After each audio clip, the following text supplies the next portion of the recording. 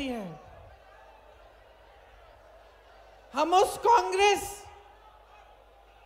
के नेता हैं, उस कांग्रेस के कार्यकर्ता हैं जिसको महात्मा गांधी जी ने रास्ता दिखाया। और महात्मा गांधी जी को रास्ता दिखाने वाले आपके पूर्वज यहां चंपारण इलाके के किसान थे।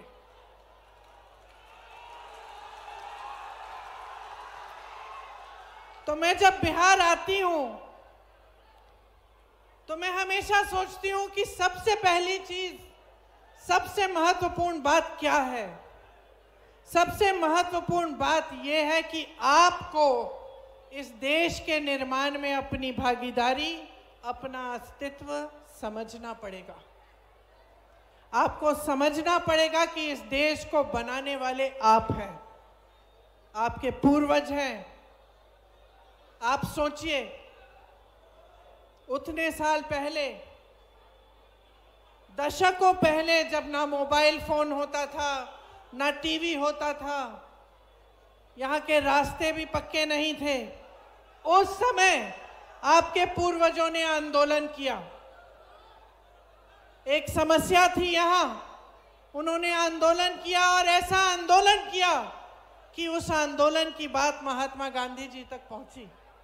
और फिर महात्मा गांधी जी यहाँ आए और यहाँ आकर उन्होंने जब देखा कि कैसी समस्या है, किस तरह से यहाँ के किसान इतने महान बड़े साम्राज्य से लड़ाई कर रहे हैं, खड़े हैं, अपने अधिकारों की लड़ाई लड़ रहे हैं, तब उनसे महात्मा गांधी जी प्रेरित हुए और इस देश में उन्होंने सत्याग्रह यहीं से शुरू किया और यहीं से शुरुआत हुई हमारी आजादी की लड़ाई की। वो थे आपके पूर्वज, वह है ये धरती जिसे पूरा देश नमन करती है। लेकिन आज आपकी परिस्थिति क्या है, मुझसे अच्छी तरह आप जानते हो। ये वही धरती है जहां की शिक्षा व्यवस्था इतनी अच्छी होती थी कि बड़े बड़े आईएएस के अफसर, बड़े बड़े आईपीएस, आईएफएस यहां से आते थे। ये वही धरती है जहां बड़े बड़े कारखाने लगवाए गए थे, उनकी स्थापना हुई थी, बड़े बड़े पुल बने थे बिहार में एक जमाने में। आज ये हालत है कि 3 साल में 27 पुल गिरे हैं। यहाँ का विकास तेजी से हो रहा था, यहाँ के अच्छे अच्छे बड़े बड़े नेता थे, और आज आपकी परिस्थिति ये है कि आप संघर्ष कर रहे हैं अपनी रोजी रोटी को कमाने के लिए। आज परिस्थिति ये है कि यहाँ की आधी आबादी पलायन करके बाहर अलग अलग प्रदेशों में अपनी रोजी रोटी कमाने जाती है। आप सब यहाँ नौजवान खड़े हो, बताओ, 20 सालों से एनडीए की सरकार चल रही है, आपको रोजगार मिला है? हाथ ऊपर करो, किस किस को रोजगार मिला है?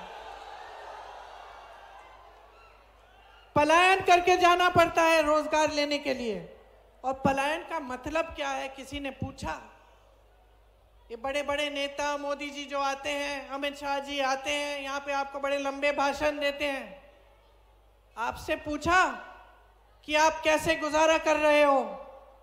आपसे पूछा कि जब आप पलायन करके जाते हो, अपने परिवारों को यहाँ छोड़ के जाते हो, अपने बच्चों को नहीं देख पाते, अपनी बीवियां को छोड़ के जाते हो, दूर किसी शहर में जाकर कहीं एक कमरा ढूंढते हो जिसमें 8-10 और लोग तुम्हारे साथ रहते हैं, और जहां पे भी नौकरी मिलती है, रोजगार मिलता है, चाहे कुछ भी वेतन हो, चाहे कैसा भी हो, कर लेते हो, क्योंकि कमाना है, घर कुछ पैसा भेजना है।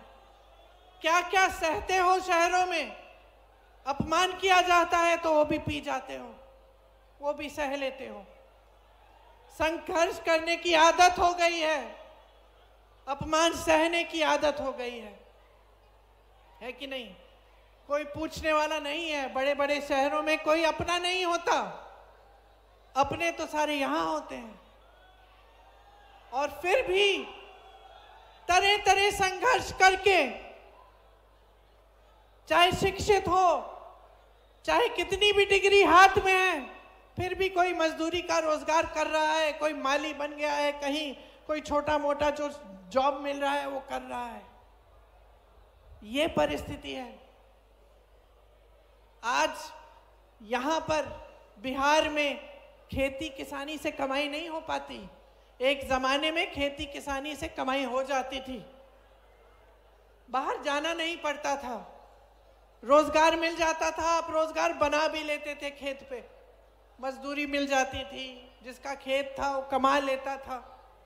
आज परिस्थिति ये है कि खेती किसानी के सारे सामान महंगे हो चुके हैं और ट्रैक्टरों पे टैक्स, तेल महंगा है, खाद नहीं मिलती, खाद का वितरण सही समय पे नहीं होता, जो सहायता आपको सरकार से मिलनी चाहिए उपज का सही दाम नहीं मिलता, न्यूनतम समर्थन मूल्य नहीं मिलता, तो खेती किसानी से कमाई नहीं होती। बड़े बड़े कारखाने, बड़े बड़े उद्योग लगे रहते थे। यहाँ भी मैंने सुना एक जमाने में चीनी का मिल होता था, यहाँ गन्ना की खेती होती थी, यहीं पे बिक जाता था। आज आपको यूपी जाकर बेचना पड़ता है क्योंकि यहाँ के उद्योग ठप हो गए हैं और नए उद्योग किसी ने लगाए नहीं। और जो बड़े बड़े उद्योग थे, जो सरकारी उद्योग थे, जो सरकारी कारखाने थे, वो लगभग सारे मोदी जी ने अपने बड़े बड़े सेठ मित्रों को दे दिए हैं। सब बड़े सेठों के हाथ में सौंप दिया है। देश के हवाई अड्डे, देश के बंदरगाह, देश के बड़े बड़े कारखाने, आप नाम लीजिए, या अडानी को दे दिए हैं या अंबानी को दे दिए हैं। जो देश की संपत्ति थी, जो आपकी थी, आज आपकी नहीं रही। एक जमाना था, जो बुजुर्ग बैठे हैं वो बताएंगे, आप बताएंगे कि एक जमाने में सरकारी नौकरी के लिए सब तड़पते थे, है कि नहीं? सही बात है ना चाचा जी, बताइए, है कि नहीं सही बात?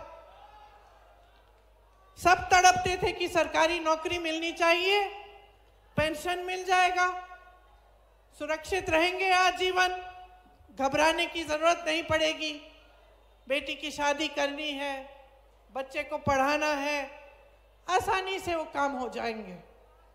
आज लगभग सारे कारखाने, बड़े सरकारी उद्योग निजी बन गए हैं। निजीकरण से ना उनमें आरक्षण होता है और ना आपको ठीक ढंग के रोजगार मिलते हैं। ऊपर से जो पुराना पेंशन था उसको इन्होंने बदल डाला, तो अब जो पुराने पेंशन से जो सुविधा मिलती थी, जो सुरक्षा मिलती थी, वो भी चली गई। आज किसी भी सरकारी अधिकारी से, किसी भी सरकारी कर्मचारी से पूछो तो सबसे पहले कहेगा कि यही समस्या है कि हमें अपना पुराना पेंशन चाहिए। उसकी भी कोई सुनवाई नहीं है। एक जमाने में आपको रोजगार खेती किसानी से मिलता था, आज नहीं मिलता। बड़े बड़े कारखानों से मिलता था, आज नहीं मिलता। चलो छोटे दुकानदारों को से या छोटी व्यापार करने से मिल जाता था, कमाई हो जाती थी। आज परिस्थिति ये है कि छोटे दुकानदार, जो छोटे बिजनेस चलाते हैं, जो अपना छोटा सा कारोबार शुरू करते हैं, वो भी कमा नहीं पा रहे हैं क्योंकि सरकार की जो नीतियां हैं उन्होंने उनकी भी कमर तोड़ ली है। तो बचा क्या है आज देश में, बिहार में बचा क्या है? इन्होंने छोड़ा क्या? जहां देखो भ्रष्टाचार है, जितने भी ठेके हैं उनमें कोई ना कोई पैसे खा रहा है। आप छोटे से छोटे काम के लिए जाओ, कुछ अपना कार्ड बनाने के लिए जाओ, पहचान पत्र बनाने के लिए जाओ, आपको घूस देनी पड़ती है। मेरी बहनों, आप जानती हो, अच्छी तरह जानती हो कि आपकी क्या स्थिति है। आप अगर दुकान जाती हैं, आधी चीजें खरीद नहीं पाती। त्योहार आता है, छठ का त्योहार था, दिवाली थी, घबराहट होती है, खुशी से कोई नहीं मना रहा है। अब घबराहट होती है कि मेहमान आएंगे, मेहमान के लिए खाना बनाना पड़ेगा, घर को सजाना पड़ेगा, घर की मरम्मत करनी पड़ेगी, पुताई करनी पड़ेगी। कैसे करेंगे? पैसे नहीं बच रहे हैं। चाहे जितने भी लोग परिवार में काम कर रहे हैं, महिला भी काम कर रही है, पुरुष भी काम कर रहे हैं, फिर भी बचत नहीं हो रही है। बच्चों के लिए फीस भरनी पड़ती है, कोई बीमार पड़ जाता है, इलाज करना पड़ता है, इलाज करने के लिए किसी न किसी तरह पैसे इकट्ठे करने पड़ते हैं। सरकारी अस्पताल ठीक से चल नहीं रहे, निजी करना पड़ता है, निजी डॉक्टर के पास जाओगे खूब फीस भरनी पड़ती है, पैसा खर्चना पड़ता है। बच्चा बड़ा हो गया है, उसके भविष्य के लिए आप कुछ तरक्की चाहते हो, और छोटा जितना भी छोटा परिवार हो, जितना भी गरीब परिवार हो, जितने दूर दराज इलाके के गांव में आप गरीब से गरीब परिवार से पूछो, आज उस माता पिता कहेंगे हम अपने बच्चों को पढ़ाना चाहते हैं, हम नहीं चाहते कि हमारे बच्चे हमारी तरह संघर्ष करें। क्यों बहन, ठीक बात है कि नहीं? आप चाहती हो कि आपकी बेटी, आपका बेटा थोड़ा आपसे आगे बढ़े, हम सब चाहते हैं, जितने भी माँ बाप हैं सब चाहते हैं। तो जो भी तरीका हो, कैसे भी पैसे इकट्ठे करके बच्चों की फीस भर के, ट्यूशन करा के उससे पेपर दिलवाते हैं नौकरी के लिए कि कहीं अच्छी जगह मिल जाएगी। फिर क्या होता है? और घोटाला, पेपर लीक हो जाता है, तो बच्चा बेचारा सालों पढ़ता है, ट्यूशन जाता है, माँ बाप संघर्ष करके उसकी फीस इकट्ठी करते हैं, पेपर लीक हो जाता है। वो बच्चा कहीं का नहीं रहता, उसने सारा संघर्ष किया, उसने सारे इम्तिहान दे दिए और इंतजार कर रहा है। और इसमें सबसे बड़ी संकट क्या होती है? मैं यूपी में काम करती थी, वहां के नौजवानों ने मुझे बताया, हम 27-28 साल के हो गए हैं दीदी, हमने पेपर 2-3 बार दे दिया, 2-3 बार लीक हो गया, लेकिन हम सोचते हैं चलो हमने पेपर दे दिया, एक ना एक दिन तो नियुक्ति हो जाएगी, तो फिर हम किसी और काम में लगते नहीं हैं, इंतजार करते हैं। और इंतजार करते करते करते करते 28 साल के हो गए हैं, 29 साल के हो गए हैं, ना शादी हो पा रही है, ना नौकरी मिल रही है, ना नियुक्तियां हो रही हैं, तो हम कहीं के नहीं रहे, हमारी तो जवानी ही बर्बाद हो गई है। ये स्थिति है यूपी में भी, बिहार में भी। तो जहां जहां देख रहे हो वहां अंधकार ही अंधकार दिख रहा है।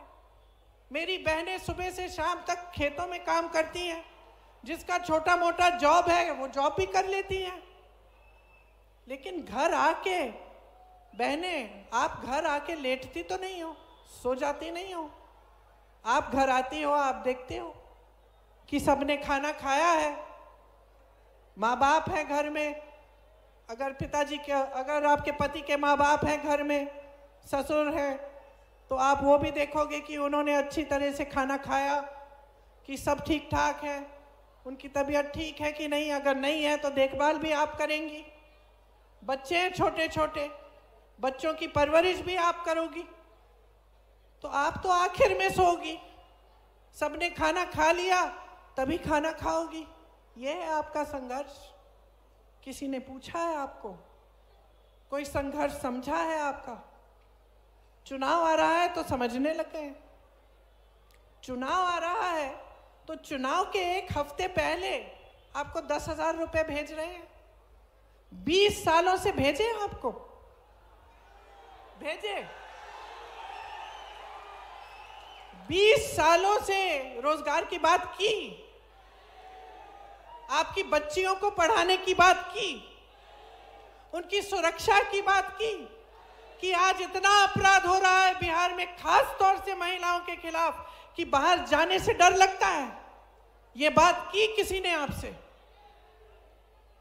बातें छोड़िए, कभी आपके घर आए ये बड़े प्रधानमंत्री जी, मुख्यमंत्री जी, गृह मंत्री जी कभी गांव में आए हैं? कभी आपसे पूछा है कि गुजारा कैसे कर रही हो? मंच पे खड़े होके कहते हैं बताओ कितने करोड़ रुपए दूं मैं बिहार को। मैंने देखा उनका भाषण, 50 करोड़ दूं, 75 करोड़ दूं, ये सवाल पूछ रहे हैं। अरे 20 सालों से तो एक फूटी कौड़ी नहीं दी,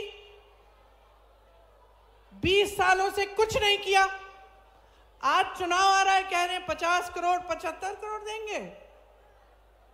आपकी परिस्थिति समझते भी हैं, यहां आप गुजारा कर कैसे रहे हैं? पूछा इन्होंने?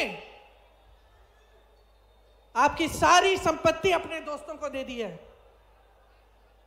आप लोन लेते हो बच्चों को, जब बच्चों को की शादी कराने के लिए, बेटी की शादी होती है, बेटे की शादी होती है, लोन लेना पड़ता है। ब्याज देते देते उम्र बीत जाएगी आपकी।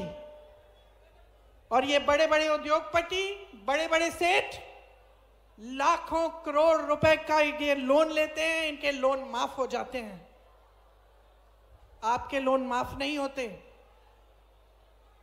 और आपके लिए इतना भी आदर नहीं है, इतना भी सम्मान नहीं है कि आप बिहार की जनता हो।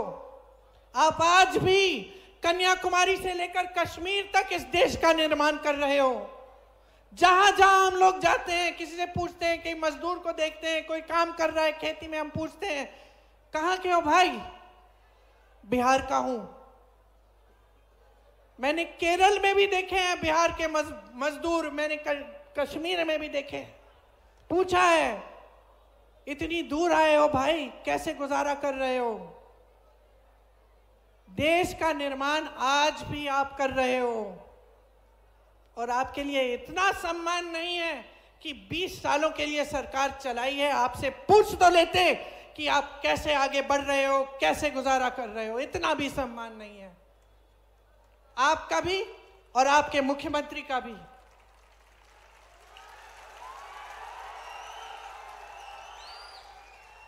आपने कहा प्रमोद जी कि यहाँ की सरकार दिल्ली से चल रही है। सच बात है। इनके मंच देखिए, इनके मंचों तक पे इनको नहीं बुलाते, नीतीश जी को नहीं बुलाते। और प्रधानमंत्री जी भाषण क्या देते हैं कि कांग्रेस पार्टी के पोस्टर पे तेजस्वी जी की फोटो छोटी लगी है, या फिर आरजेडी के पोस्टर पे राहुल जी की छोटी फोटो लगी है। आप बताइए, देश के प्रधानमंत्री हैं और कोई काम नहीं है कि पोस्टरों को देख के लोगों की फोटो नापे? देश के प्रधानमंत्री हैं, हर जगह जाके कहते हैं कि वो विपक्ष के नेता अपमान कर रहे हैं। बंगाल में अपमान किया, केरल में अपमान किया, यहां आकर बिहार में कहते हैं कि हम आपका अपमान कर रहे हैं। क्यों? क्या अपमान कर रहे हैं हम? आपके अधिकारों की बात कर रहे हैं हम आपके रोजगार की बात कर रहे हैं, हम आपकी मजबूती, आपके सशक्तिकरण की बात कर रहे हैं, और ये उनके लिए अपमान होता है। हम कहते हैं, सच्चाई बोलते हैं आपके सामने। कल राहुल गांधी जी ने दिखाया आपको, हरियाणा में पूरी सरकार चोरी कर ली। 25 लाख वोट फर्जी, 25 लाख सरकार चोरी की, वोटों की चोरी की। इससे आपको क्या फर्क पड़ता है? आप बताएं मुझे। आपके अधिकार कमजोर होते हैं। ये संविधान जिसके लिए आपके पूर्वज लड़े, जिसके लिए महात्मा गांधी लड़े, जिसके लिए मेरे परिवार के सदस्य शहीद हुए, उस संविधान को कमजोर करने की बात है। आज इतना इनका अहंकार इतना बढ़ चुका है कि आपके वोटों का भी सम्मान नहीं कर रहे हैं। 65 लाख वोट आपके काटे हैं बिहार में, 65 लाख वोट। और मैं दावे के साथ कह सकती हूं कि अगर ये चुनाव निष्पक्ष होगा तो आप इनको खदेड़ने वाले हैं, निकालने वाले हैं और एक नई सरकार लाने वाले हैं। एक ऐसी सरकार जो आपका सम्मान करती है, जो महिलाओं के लिए काम करती है, जो इनका इस्तेमाल नहीं करती अपने वोट के लिए, अपनी सत्ता के लिए, जो आपको फुसलाने का, आपको झूठ बोलने का काम नहीं करती। एक ऐसी सरकार लाओ जिसे वोट चोरी करने की जरूरत नहीं है। इतने सालों से हमारा देश आजाद हुआ, सबसे बड़ा अधिकार, सबसे बड़ा औजार, सबसे बड़ी शक्ति आपको वोट की मिली। ये वही शक्ति है जिससे नेता कांपते हैं।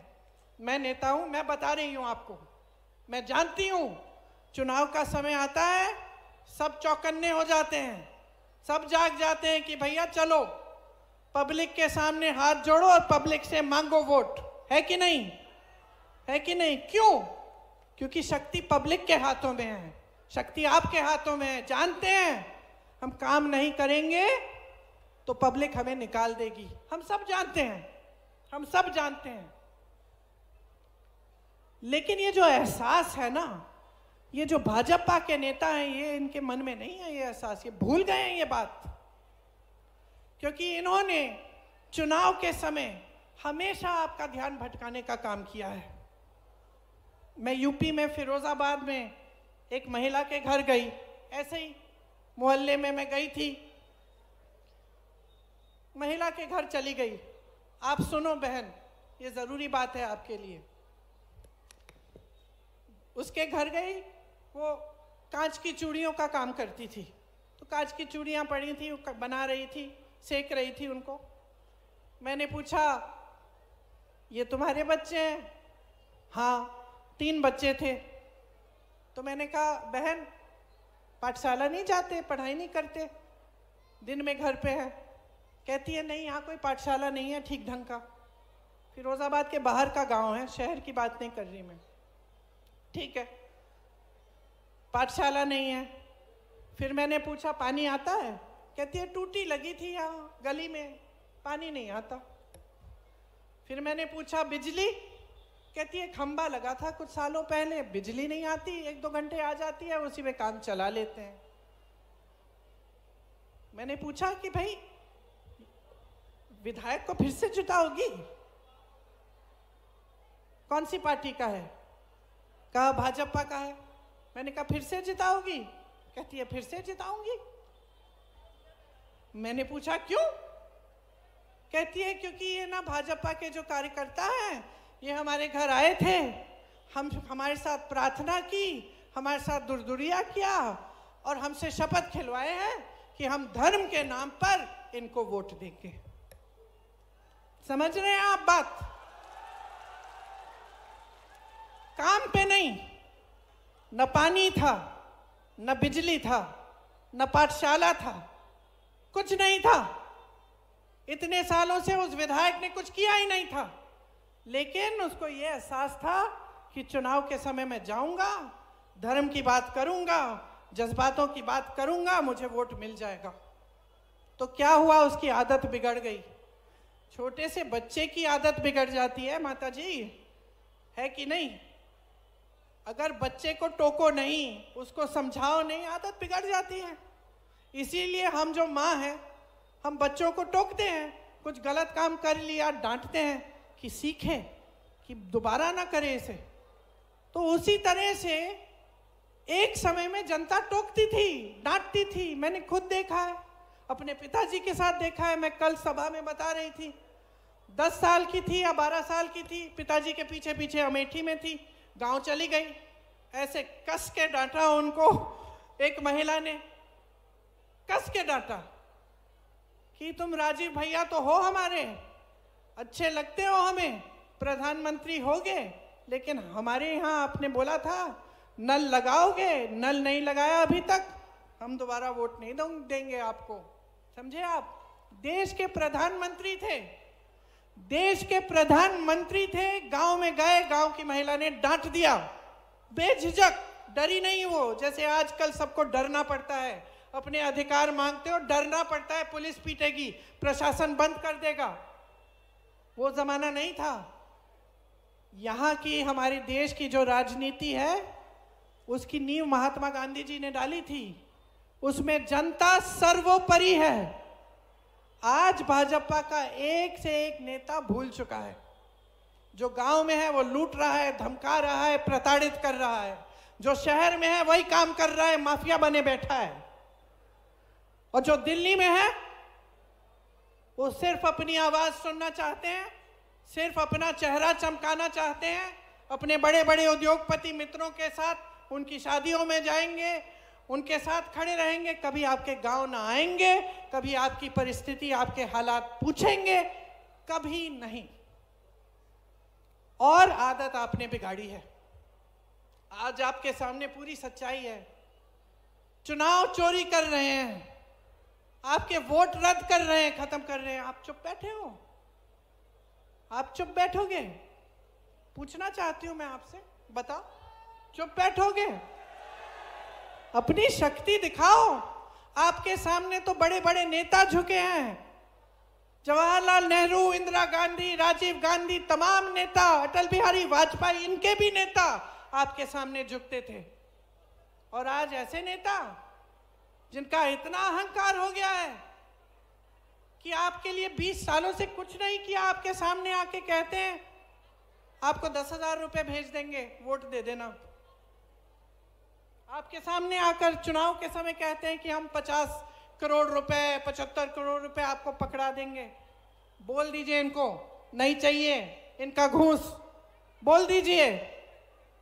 और बहने 10,000 लेने तो ले लो, रख लो, उसका कुछ अच्छा कर लो अपने परिवार के लिए, लेकिन ये समझ लो कि वोट इस धरती के लिए, ये हमारी माता है, इस देश के लिए, अपने बच्चों के भविष्य के लिए, अपने लिए, अपने परिवारों के लिए डलना चाहिए। जो विकास करेगा, जो काम करेगा, जो आपको सम्मान देगा, जो आपकी परिस्थितियों को समझेगा, उसको दो अपना वोट। ये प्रधानमंत्री मोदी जी अपने ही संसदीय क्षेत्र वाराणसी में किसी गांव में गए हो तो बताइए। वहां मैं दूर दराज इलाकों में जाती हूं। उत्तर प्रदेश के सोनभद्र इलाके में मैं गई, एक दूर गांव था, बैठी चारपाई थी, एक महिला निकली, बुजुर्ग महिला थी, और उसने मुझे क्या कहा, बेटी तुम्हारी दादी जी आई थी, मैंने खीर खिलाया था। इंदिरा जी उस समय इतनी दूर गई थी, गांव के अंदर गई थी, खीर खाई थी किसी के घर में। कभी मोदी जी का सुना है, अमित शाह जी का सुना है? एक फोटो देखी मैंने, किसी के घर खाना खा रहे थे, मैं देख रही थी, थालियां बड़ी चमक रही हैं, अपनी थाली लाके अपना खाना लाके बैठ के खा रहे हैं। क्यों? आपके घरों से नहीं खाएंगे? क्यों? ये है नेता, इनकी असलियत ये है इनकी असलियत कि कुछ काम न करते हुए इतना अहंकार इनका बढ़ गया है कि ये सोचते हैं कि पूरी दुनिया, पूरी देश की जो पब्लिक है उसको बेवकूफ बना के वोट चोरी कर करके ये बार बार सत्ता में आएंगे। और इनको सिर्फ एक चीज दिखती है, अपनी सत्ता, और कुछ नहीं दिखता। आपकी भलाई नहीं दिखती, आपका संघर्ष नहीं दिखता, आप खून पसीना बहा रहे हो खेतों में, ये नहीं दिखता। मेरी बहनें कितना संघर्ष कर रही हैं, ये नहीं दिखता। सिर्फ अपना ही चेहरा दिखता है, अच्छी तरह चमकना चाहिए, टीवी पे छाना चाहिए, बड़े बड़े पोस्टरों पे आना चाहिए, और सबको ये बताएं कि हम कितने महान हैं, हमने इस देश को महान बनाया है। बस यही। तो देखिए, आपकी जो असलियत है ना, आपको जरूरत नहीं है कि कोई बड़े शहर से कोई नेता आए, चाहे कांग्रेस की मेरे जैसे हो, कि आपको बताए कि देखो ये तुम्हारी परिस्थिति है। मेरे से अच्छा आप जानते हो, बहनों आप जानते हो, भाइयों आप जानते हो किस तरह से जब आप सुबह उठते हो तो घबराहट होती है कि क्या पता आज कमा पाएंगे कि नहीं, बच्चे की फीस भर पाएंगे कि नहीं, किसी का इलाज कराना है कर पाएंगे कि नहीं। ये आप जानते हो, ये आप जानते हो। तो मैं आपसे कहना चाहती हूं कि अपना ध्यान मत भटकाओ। हमारी पुरानी परंपरा रही है हिंदू धर्म की। आपको याद है अर्जुन की कहानी? याद है महाभारत में किस तरह से जब अर्जुन ने वो तीर मारी तो उसको और कुछ नहीं दिखा, उनको सिर्फ मछली की आंख दिखी और कुछ नहीं दिखा, इधर उधर उनका ध्यान नहीं गया। आपकी मछली की आंख जो है ना, वो आपका भविष्य है, आपका विकास है। उसी को देखो, उसी को देखो, ध्यान मत भटकाओ। ये सब बातें जो करते हैं फिजूल की, कि हम ये दे रहे हैं, वो दे रहे हैं, ऐसा कर रहे हैं, वैसा कर रहे हैं, ये फिजूल की बातें हैं। क्या किया है उसको देखो, असलियत को पहचानो, सच्चाई को पहचानो, और उस सच्चाई पर अपने वोट को आधारित करो। ये वोट जो है एक बहुत बड़ी जिम्मेदारी है। आज आधी बिहार की जनता वोट डालने गई है। मैं जानती हूं कि महागठबंधन को ही देंगे। मैं इसलिए जानती हूं क्योंकि आज देखिए, यहां की जो जनता है ना, सबसे ज्यादा विवेक आप में है। सबसे ज्यादा राजनीतिक समझ मैं कहूंगी यूपी की जनता और बिहार की जनता में है। आज आप समझ गए हो, आपने सच्चाई देख ली है, आपने परख लिया है, मौका भी दिया, मौका दिया आपने। उस समय आपका विवेक था, उस समय आपने समझा ठीक है बदलाव लाते हैं, मौका देते हैं, देखते हैं ये लोग क्या करते हैं। अब देख लिया ना, 20 साल गुजर गए ना, 20 साल मतलब एक नौजवान की उम्र गुजर गई, 20 साल गुजर गए, वहीं के वहीं हो। तरक्की हुई है आपकी? हुई है तरक्की? कोई बताए भाई किसी की तरक्की हुई है? नहीं हुई है। तो अब समझ लो, आप देखो तेलंगाना में, कर्नाटका में कांग्रेस की सरकारें हैं, क्या कर रही हैं। अब मैं यहाँ पे मंच पे भाषण दे रही हूँ, मैं आपको बताने वाली हूँ अभी कि महागठबंधन आपके लिए क्या करना चाहता है। तो जब मैं बोल रही हूँ तो आपको आकलन करना चाहिए कि कहीं ये भी ऐसे ही बोल के ना चली जाएं। पता करते हैं, हम सोचते हैं, पता करते हैं कि भाई जहाँ जहाँ इनकी सरकारें हैं ऐसे काम हो रहे हैं कि नहीं, खुद पता करो। राजस्थान में कोई रिश्तेदार है, कोई जान पहचान का है तो पता करो। जब राजस्थान में कांग्रेस की सरकार थी तो 25 लाख रुपए का इलाज मुफ्त में था कि नहीं, पूछो। था। ऐसे लोग हैं जो उस समय हार्ट की जो बीमारी थी उसकी पूरी सर्जरी, कैंसर का पूरा इलाज, लिवर का पूरा इलाज किए, एक पैसा नहीं देना पड़ा। मैं मिली उन लोगों से, मुझसे बोला कई लोगों ने कि दीदी ये इतनी अच्छी स्कीम है, देश भर में होनी चाहिए, इससे इतनी सुविधा सहायता मिली है हमें। तो वही चीज बिहार में महागठबंधन करना चाहता है कि आपको 25 लाख तक मुफ्त इलाज मिले।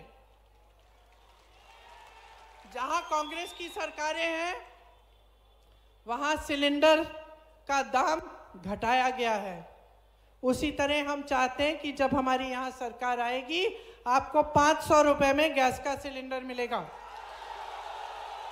अब आप कहोगी कि ये बात तो हमने पहले भी सुनी है, आप कहोगी कि पिछले चुनाव में भी भाजपा वाले भी कह रहे थे, कुछ नहीं हुआ। तो मैं कह रही हूं कि तेलंगाना में पता करो, कर्नाटका में पता करो, क्या सिलेंडर के दाम कम हुए कि नहीं हुए, क्या महिलाओं को हर महीने पैसे मिल रहे हैं कि नहीं मिल रहे हैं। 2500 रुपए प्रति माह हम गरीब महिलाओं को देना चाहते हैं, सीधे आपके खाते में, सीधे आपके खाते में। जो गरीब परिवार हैं उनके लिए 3 से 5 डेसिमल जमीन या एक मकान हम आपको देना चाहते हैं, और वो जो जमीन होगी वो भी जो महिला है परिवार में उसके नाम की जाएगी। विधवा पेंशन और वृद्धजन पेंशन 1500 रुपए करेंगे और हर साल उसको 200 रुपए बढ़ाएंगे। दिव्यांग पेंशन 3000 रुपए करेंगे। इसके साथ साथ नौजवानों सुन लो, आज सबसे बड़ी तुम्हारी परेशानी 2 हैं, एक तो पेपर लीक वाली है और दूसरी रोजगार है कि नहीं। पेपर लीक के लिए हम एक जॉब कैलेंडर लाएंगे, उस जॉब कैलेंडर में जिस दिन पेपर होगा, जिस दिन रिजल्ट निकलेगा, जिस दिन नियुक्तियां निकलेंगी, जिस दिन नियुक्तियां होंगी, वो सब पहले से तय होगा। इसका मतलब है कि पहले से तय होगा, अगर कोई उसको बदलने की कोशिश करे, उसमें फेरबदल करे या बेईमानी करने की कोशिश करे तो सख्त से सख्त कार्रवाई होगी। ऊपर से जो एग्जाम की फी है वो रद्द की जाएगी, मतलब निशुल्क होगा आपका एग्जाम का फॉर्म, निशुल्क। आप परीक्षा केंद्र में जाओगे तो आने जाने के लिए जितना खर्चा पड़ेगा वो भी आपको मुफ्त होगा, आपको दिया जाएगा। ये जो 3 साल की डिग्री आज आप 6-7 सालों में कर पा रहे हैं, उसको हम 3 साल की डिग्री आप 3 साल में करोगे, ये चाहते हैं हम आपके लिए। एजुकेशन सिटी और इंडस्ट्रियल क्लस्टर, मतलब बड़े बड़े जो विश्वविद्यालय हैं, कॉलेज हैं, उनको हम बड़ी एक जगह में इकट्ठे हम कई ऐसे हम सिटी बनाएंगे, एजुकेशन सिटी, जिसमें आपको सुविधा होगी। 2000 एकड़ सरकार इसी चीज के लिए अलग से रखेगी, ताकि 2000 एकड़ आपकी शिक्षा के लिए, आपके रोजगार के लिए, ताकि वहां उद्योग बने, वहां विश्वविद्यालय बने, कॉलेज लगे। आज की सरकार क्या कर रही है? सैकड़ों एकड़ अडानी जी को दे रही है 1 रुपए के दाम में, 1 रुपए के दाम में। आप सोचो, अगर सरकार आपको दे देती कुछ एकड़ 1 रुपए के दाम में, तो क्या आप भी अपना भविष्य बना सकते थे? अडानी जी के पास तो वैसे भी हजारों करोड़ रुपए हैं, और एक सैकड़ों एकड़ जमीन लेके क्या करेंगे? समझ लीजिए आपके पैसों का क्या हो रहा है, आपके हाथों से निकाले जा रहे हैं। कांग्रेस की एक एक सरकार एक काम करती है, आपके पैसे वापस आपकी जेब में डलवाती है। इसी तरह से नौजवानों, आपके लिए सरकारी नौकरियां जो आज खाली पड़ी हैं, जो सारे पद खाली पड़े हैं, वो भरे जाएंगे, आपको नौकरियां दी जाएंगी। जो गरीब से गरीब परिवार है, जिसमें ऐसे परिवार हैं जिसको एक भी रोजगार नहीं है, उनके लिए हम रोजगार, कम से कम एक रोजगार दिलवाने का प्रयास करेंगे। और भी हैं, पढ़ के सुनाती हूँ। सरकारी जो कर्मचारी हैं वो सुन लें, आपका ओपीएस आपको मिलेगा, पुराना पेंशन आपको मिलेगा। संविदा कर्मियों और आउटसोर्सिंग पर कार्यरत कर्मचारियों को स्थायी बनाया जाएगा, मतलब आपको स्थायी नौकरी दिलवाई जाएगी। और मेरी बहनें, आप में से जो, अच्छा उस पर आप वापस आती हूँ, मैं पहले मैं नौकरियों का बता देती हूँ। हर विधानसभा में स्थानीय रोजगार का बढ़ावा देने के लिए 10 करोड़ रुपए दिए जाएंगे, ताकि आप वहीं पे अपनी विधानसभा में ही आपको रोजगार मिल पाए। किसान भाइयों के लिए एमएसपी की गारंटी मिलेगी, मतलब न्यूनतम समर्थन मूल्य आपको मिलेगा। मंडी की व्यवस्था बनेगी। मनरेगा में आपको 300 रुपए प्रतिदिन मिलेंगे, और काम के दिन 2 गुना कराएंगे हम। समझ गए? मनरेगा की जो स्कीम है वो कांग्रेस पार्टी ने शुरू की थी, और जब शुरू की थी तो भाजपा ने विरोध किया था, और जब कांग्रेस की सरकार थी तो मोदी जी भाषण देते थे कि इसमें पैसे व्यर्थ नहीं होने चाहिए। अब मजबूरी में वो स्कीम बंद नहीं कर पाए, लेकिन उस स्कीम को उन्होंने बढ़ाया नहीं है ठीक ढंग से। तो हम कह रहे हैं कि हम मनरेगा को बढ़ाएंगे, आपको 300 रुपए प्रतिदिन देंगे, और काम के दिन 2 गुने करेंगे। आपको 200 यूनिट बिजली मुफ्त में मिलेगी सरकार की तरफ से। पंचायती राज और नगर निकायों में ईबीसी आरक्षण 30% और दलित आरक्षण 20% किया जाएगा। अति पिछड़ा वर्ग अत्याचार निवारण अधिनियम बनाया जाएगा, जिससे आज जितना अत्याचार आप पर हो रहा है उसको रोकने का काम हो। आज अपराध अगर बढ़ा है तो सबसे ज्यादा पिछड़े वर्ग, अति पिछड़े वर्ग और दलितों पर और महिलाओं पर बढ़ा है, अल्पसंख्यकों पर बढ़ा है। 3 गुना हो चुका है। इसको रोकना है, और जो आपका प्रतिनिधित्व है वो आपको मिलना चाहिए। मेरे भाई राहुल गांधी ने देश भर में यात्रा की, न्याय यात्रा, कि आपको अपना प्रतिनिधित्व मिलना चाहिए। वो आपका संघर्ष है, आपका अधिकार है, और उस संघर्ष में हम आपके साथ कंधे से कंधे लगाकर खड़े हैं। निजी शिक्षा संस्थानों में भी हम आपके लिए आरक्षण लागू करना चाहते हैं। महिलाओं के लिए और भी बहुत स्कीमें हैं हमारी, हम उनको पूरा करके आपके लिए एक नया भविष्य बनाना चाहते हैं। आपकी बच्चियों के लिए हर अनुमंडल में हम महिला कॉलेज लगवाना चाहते हैं, ताकि उनको शिक्षा वहीं पे प्रदान हो और उनको दूर दराज इलाकों में नहीं जाना पड़े शिक्षा के लिए, ताकि वो अपने पैरों पे खड़ी हो पाएं, ताकि वो अपने पैरों पे खड़ी हो पाएं। तो हम आपके सब संघर्षों को समझ रहे हैं और हम आप ही के लिए लड़ रहे हैं। जो लड़ाई महात्मा गांधी जी ने लड़ी, वही लड़ाई हम आज लड़ रहे हैं, आपके अधिकारों की लड़ाई। देश आजाद हुआ, देश की तरक्की हुई, देश में विकास हुआ, लेकिन कुछ समय पहले एक ऐसी सरकार आपने चुनी जो देश की भलाई को भूल के सिर्फ नेताओं की भलाई, सिर्फ अपना स्वार्थ साधने लगे, सिर्फ अपनी सत्ता को देखने लगे। तो अब समय आ गया है बदलाव लाने का, समय आ गया है अपने भविष्य को बनाने का, समय आ गया है इस बिहार की धरती का सम्मान करने का, समय आ गया है इस बिहार की धरती का महत्व समझने का और इसको एक बार फिर बुलंद करने का, ताकि आपका विकास हो, आपका भविष्य बने और आपको ऐसे नेता मिले जो आपके लिए दिन रात एक करके आपके लिए समर्पित हो, आपके लिए काम करें। ये गप्पू राय जी आपके लिए दिन रात काम करेंगे। ये महागठबंधन के हमारे प्रत्याशी हैं, इनके हाथ मजबूत करिए, इनको भारी से भारी बहुमत से